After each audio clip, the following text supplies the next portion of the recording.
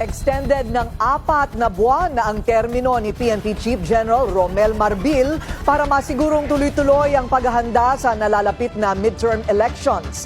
Naglatag na rin ang PNP ng iba pang safety measures sa Oplan Katok. Ang detalye sa agenda report ni Francis Polve.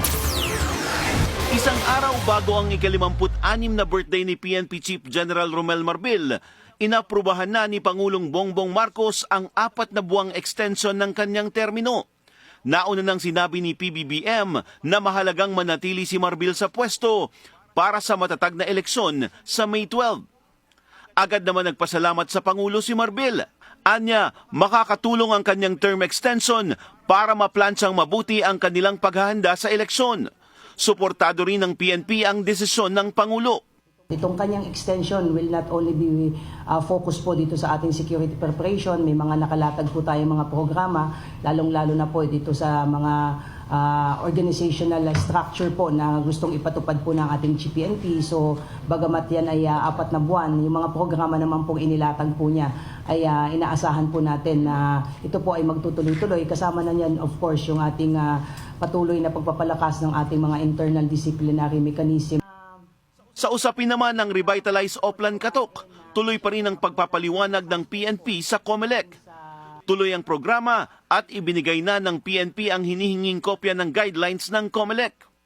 Ang binigay po natin sa kanilang kopya po ng guidelines ay yung pong inilabas in 2022 po at kagaya po ng ating explanation na bago pa lamang po tayo pumasok sa election period ngayong 2025 ay matagal na po natin ini-implement itong Revitalize Katok way back pa even prior to the enactment po nung reorganization po ng PNP ay meron na po tayong ipinatutupad talaga ng mga national program on firearms regulations.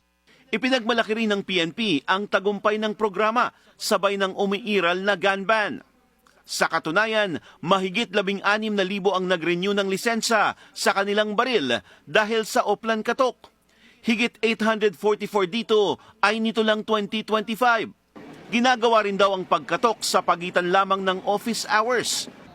Maliban na lang kung hihilingin ng gun owner na ischedule ito sa ibang oras.